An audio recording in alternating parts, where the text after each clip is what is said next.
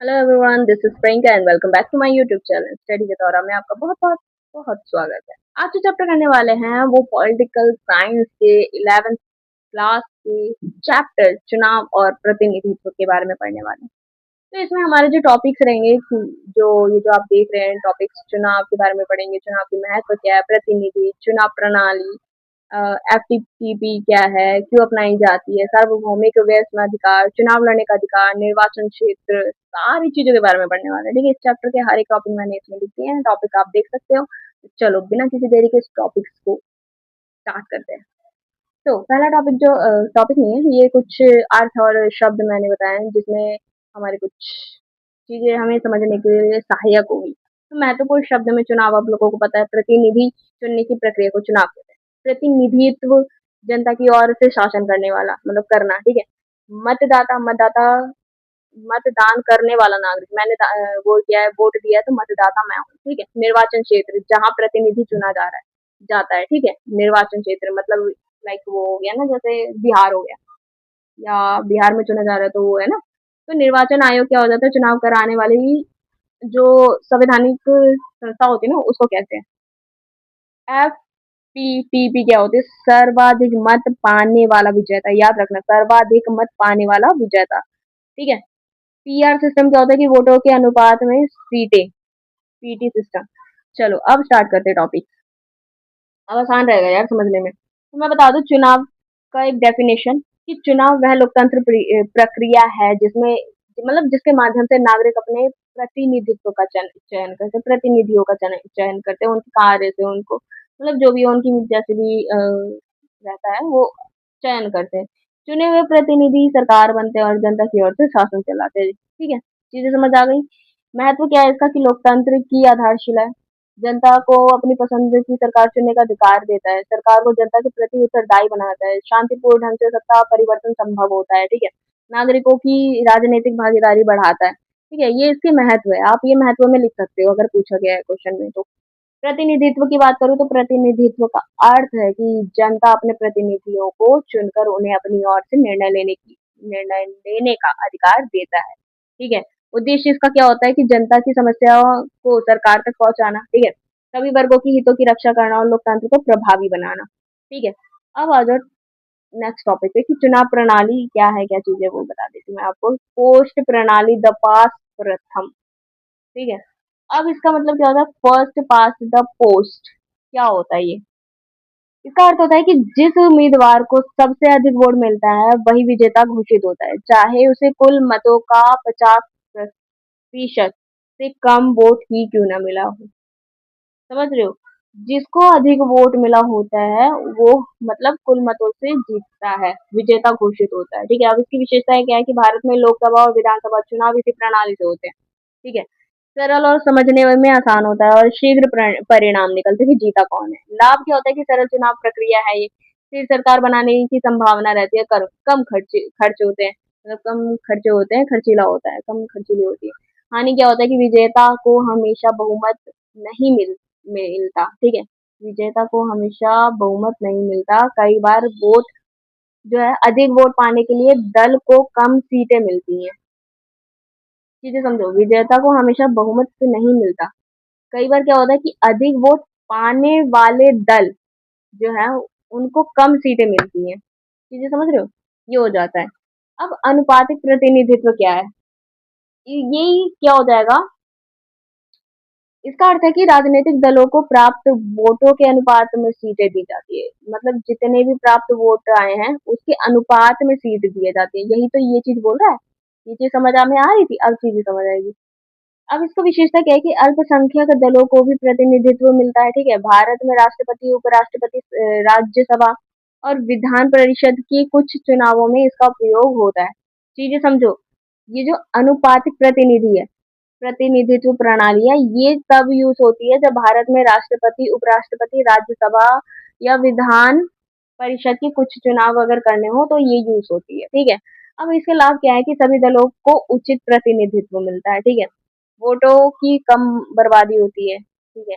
हानियां क्या होता है, सरकार बनाने में कठिनाइयां, गठबंधन सरकार बनाने की संभावना अधिक। ठीक है, अधिक हो जाती है गठबंधन सरकार की। अब आ जाओ पांचवे में कि भारत ने FPCP प्रणाली क्यों अपनाई? क्योंकि ये सरल और आसान है, ठीक है। आसान और सरल कुछ भी कह लो, आसान है, ठीक है। भारत जैसे विशाल देश के लिए उपयुक्त है, शीघ्र परिणाम निकल जाते हैं, स्थिर सरकार बनाने की संभावना रहती है, इस वजह से अपनाई गई है, ठीक है। सार्वभौमिक वयस्क मताधिकार का मतलब होता है, आपने अभी मतलब पढ़ा होगा मौलिक अधिकार में, कि 18 वर्ष या उससे अधिक आयु के प्रत्येक नागरिक जो है, भारतीय नागरिक को बिना किसी भेदभाव के मतदान कर सकते हैं वो, ठीक है। अब इसका महत्व क्या है? समानता का अधिकार, बिना किसी भेदभाव के होता है चुनाव, ठीक है। लोकतंत्र को मजबूत बनाता है, ठीक है। सभी नागरिकों को समान अवसर देता है, वही समानता का अधिकार, ठीक है। आप लिख सकते हो ये। चुनाव लड़ने का अधिकार, मतदाता होने के साथ साथ कानून द्वारा निर्धारित आयु, अन्य योग्यता को पूरा करने वाला प्रत्येक नागरिक चुनाव लड़ सकता है। अधिकार, ये चुनाव लड़ने के अधिकार है, ठीक है। निर्वाचन क्षेत्र की बात करूँ तो जिस क्षेत्र में प्रतिनिधि चुना जाता है उसे निर्वाचन क्षेत्र कहते हैं, ठीक है। परिसीमन आयोग क्या होता है? इसके कार्य क्या होते हैं आयोग के? कि निर्वाचन क्षेत्र की सीमाएं निर्धारित करना, जनसंख्या के आधार पर सीटों का निर्धारण करना, ठीक है। सभी क्षेत्रों को समान प्रतिनिधित्व देना, ठीक है। ये सारी चीजें आ जाती हैं। अब मैं आपको बता दूं कि आरक्षित निर्वाचन क्षेत्र जो है वो क्या है। अनुसूचित जाति, मतलब SC और ST जो होते हैं, अनुसूचित जाति या जनजाति जो है, उनके लिए कुछ निर्वाचन क्षेत्र आरक्षित किए जाते हैं ताकि उन्हें उचित राजनीतिक प्रतिनिधित्व मिल सके, ठीक है। स्वतंत्रता और निष्पक्ष चुनाव की बात करूँ तो आप लोगों को पता ही है कि स्वतंत्र और निष्पक्ष चुनाव लोकतंत्र की पहचान है। शर्तें क्या होती है इसकी? निष्पक्ष मतदान, गुप्त मतदान होना चाहिए, स्वतंत्र निर्वाचन आयोग होना चाहिए, ठीक है। सभी दलों का सम्मान होना चाहिए, ओके। निर्वाचन आयोग, इसका जो गठन हुआ है वो संविधान के अनुच्छेद 332 24 के अनुसार हुआ है। मैं अगेन रिपीट कर देती हूँ, मुझसे गलती हुई है। संविधान के अनुच्छेद 324 के अंतर्गत हुआ है इसका गठन, ठीक है। अब इसकी कार्य क्या है? चुनाव कार्यक्रम को घोषित करना, कब चुनाव है ये घोषित करना, मतदाता की सूची तैयार करना, ठीक है। चुनाव करवाना, आदर्श आचार संहिता लागू करना, चुनाव परिणाम घोषित करना, ठीक है। अब आ जाओ नेक्स्ट टॉपिक पे। आचार संहिता है क्या? अभी हमने पढ़ा, पर है क्या? पता भी तो होना चाहिए। चुनाव के दौरान राजनीतिक दल एवं उम्मीदवारों द्वारा पालन किए जाने वाले नियम को आदर्श आचार संहिता कहा। मैं दोबारा रिपीट कर रही हूँ। चुनाव के दौरान राजनीतिक दलों, उम्मीदवारों द्वारा पालन किए जाने वाले नियम को आदर्श आचार संहिता कहते हैं, ठीक है। समझ आ गई? चुनाव सुधार क्या होता है कि चुनावी पे खर्चे पर नियंत्रण, ठीक है। अपराधीकरण पर रोक, या वो गुंडे वुंडे आके वोट, आपने मूवी देखी होगी, गुंडे आके वोट, एक ही वोट दिए जा रहे, ठीक है। चुनाव पर खर्च नियंत्रण, मतलब पैसे दे के वोट खरीदे जाते हैं। मतदाता जागरूकता नहीं होती है, ठीक है। इलेक्ट्रॉनिक वोटिंग मशीन, ये सारे सुधार हैं। वोटिंग मशीन, पहले वो पेपर में ठप्पा लगा के वोट दिए जाते हैं। आपने वो एक मूवी है यार, उसमें क्या कौन सा एक हीरो है वो सारी, वो जेल में होता है, सारे वोट दे रहे होते हैं उसको, तो वो जीत जाता है, वो बाहर आ जाता है, ऐसा कुछ होता है, ठीक है। तो ये पहले ना इलेक्ट्रॉनिक वोटिंग मशीन नहीं थी, अब आ गई है। मतदाता को जागरूक किया जाता है, ठीक है। पारदर्शिता बढ़ाना, अपराधीकरण पर रोक हो गई है, चुनावी खर्चे पर नियंत्रण हो गया है, ठीक है। क्वेश्चन स्टार्ट हो गया है, नोटबुक और पेन लेके से बैठे हो, साथ के साथ नोट करते जाओ। लॉन्ग क्वेश्चन है। लोकतंत्र में चुनावों के महत्व की व्याख्या कीजिए। अब जो लोकतंत्र है उसमें चुनावों की महत्व क्या है, क्या क्यों जरूरी है चुनाव, ऐसा कुछ, ठीक है। तो लोकतांत्रिक जो शासन है, वो शासन व्यवस्था है, उसमें चुनाव को बहुत बहुत महत्वपूर्ण स्थान है, ठीक है।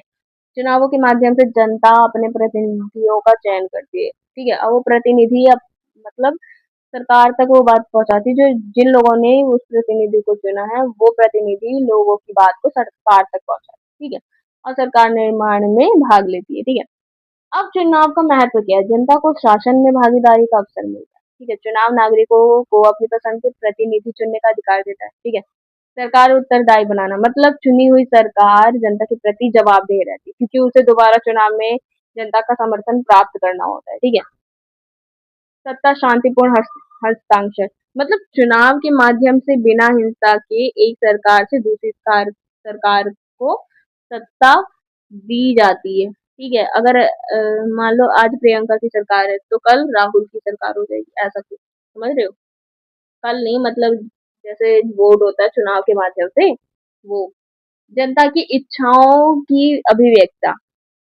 अब जनता की जो इच्छाएं अभिव्यक्ति क्या मतलब चुनाव जनता की समस्याओं, विचारों, आकांक्षाओं को सरकार तक पहुंचाने का एक माध्यम होता है। ठीक है। अब राजनीतिक समानता स्थापित करना मतलब क्या हो गया कि प्रत्येक नागरिक को मतदान का सम्मान अधिकार देकर चुनाव राजनीतिक समानता को बढ़ावा देता है। समानता का अधिकार को बढ़ावा देता है, एकता का अधिकार देता है, लाइक एकता बढ़ती है ना इन सारी चीजों से। निष्कर्ष निकलता है कि इस प्रकार चुनाव लोकतंत्र की आधारशिला है। इसके बिना लोकतांत्रिक व्यवस्था प्रभावी रूप से कार्य नहीं कर सकती।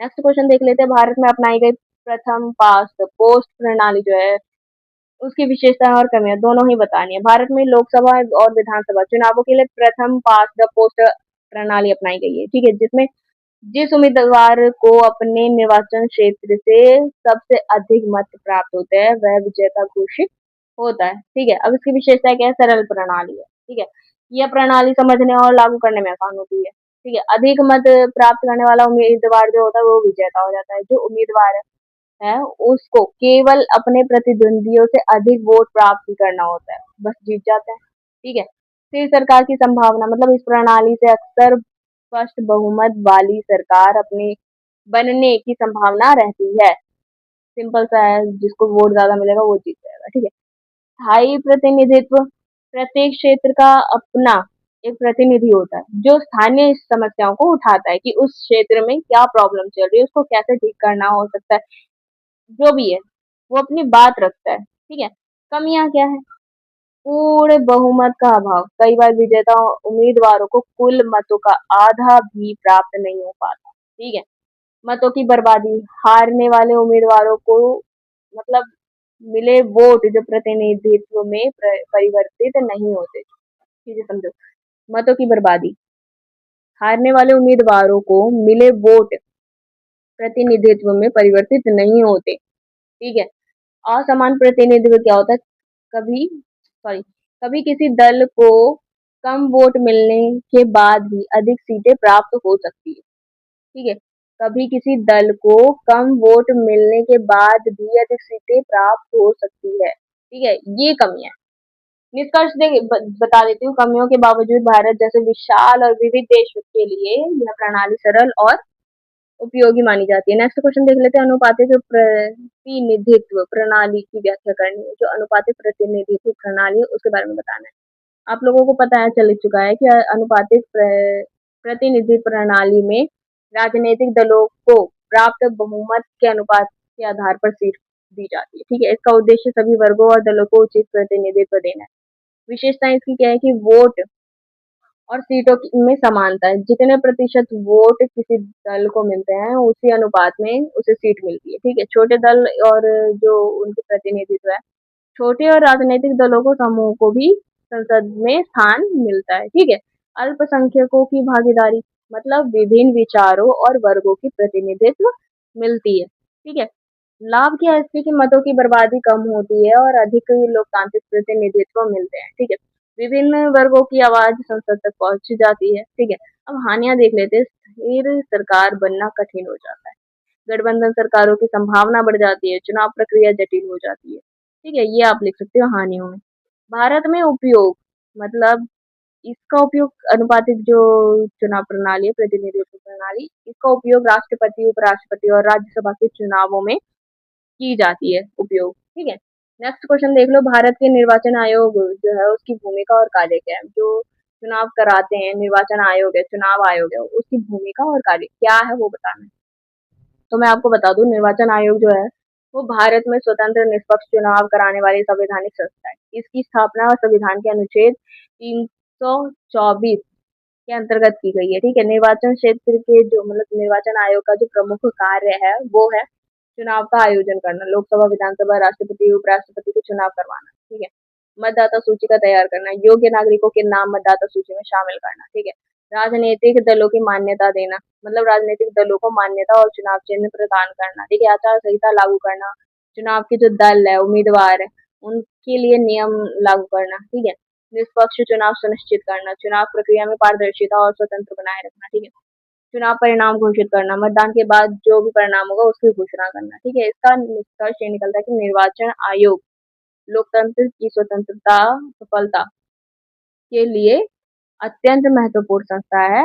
यह सुनिश्चित करता है कि चुनाव स्वतंत्र और निष्पक्ष तरीके से हो रहा है या नहीं। ठीक है, ये नेक्स्ट क्वेश्चन है कि सार्वभौमिक वयस्क मताधिकार का महत्व समझाइए। सार्वभौमिक अधिकार के बारे में आप समझते हो कि 18 वर्ष या उससे अधिक की आयु के जो सभी नागरिक हैं वो मतदान करने का उनका अधिकार है। ठीक है, बिना किसी भेदभाव के, बिना किसी मतलब रंग, जाति वाति इसे बिना भेदभाव के। ठीक है, अब महत्व इसका क्या है कि राजनीतिक समानता, मतलब सभी नागरिकों को समान मतदान अधिकार मिलता है। ठीक है, जनता की भागीदारी, नागरिक सरकार बनने की प्रक्रिया में भाग लेता है। मतलब जो नागरिक है वो सरकार बनाने की प्रक्रिया में भाग लेता है। लोकतंत्र को मजबूत बनाता है। ठीक है, जनता की इच्छा के अनुसार सरकार का निर्माण होता है। ठीक है, भेदभाव समाप्त होता है। जाति, धर्म, लिंग, भाषा, आर्थिक स्थिति के आधार पर कोई भेदभाव नहीं किया जाता। निष्कर्ष ये निकलता है कि सार्वभौमिक अधिकार जो है वो लोकतंत्र की आत्मा है और जनता को वास्तविक शक्ति प्रदान करता है। ठीक है, नेक्स्ट क्वेश्चन देख लेते हैं। चुनाव सुधारों की आवश्यकता एवं प्रमुख सुधारों का वर्णन कीजिए। मैं आपको बता दूं कि चुनाव जो है वो लोकतंत्र का अधिकार है, इसलिए चुनाव प्रक्रिया को निष्पक्ष और पारदर्शी बनाना आवश्यक है। समय के साथ चुनाव व्यवस्था में सुधारों की भी आवश्यकता महसूस होती है। ठीक है, अब मैं आपको बता दूं इसकी आवश्यकता क्यों है, सुधार की आवश्यकता। क्योंकि चुनाव में धन और बाहुबल का प्रभाव को, मतलब जो चुनाव है उसमें धन और बाहुबल के जो प्रभाव होते हैं उसको कम करना, कि मतलब जो पैसों से वोट खरीदे जा रहे हैं, लोगों को पैसे या दारू जो भी है, जो भी चीज बांट के वोट खरीदते हैं उसको कम करना। ठीक है, अपराधीकरण को रोकना, चुनाव प्रक्रिया को अधिक पारदर्शी बनाना, मतदाताओं का विश्वास बनाए रखना। ठीक है, अब इसका सुधार, प्रमुख चुनाव सुधार, इसके बारे में बताती हूँ मैं आपको कि ईवीएम और वीवीपीएटी का प्रयोग करते हैं। क्या मतलब मतदान प्रक्रिया को अधिक सुरक्षित और तेज बनाया जाता है। ठीक है, चुनावी खर्च पर नियंत्रण, मतलब उम्मीदवारों के खर्च की सीमा निर्धारित की गई। ठीक है, मतदाता पहचान, फर्जी मतदाता रोकने के लिए पहचान व्यवस्था लागू की गई।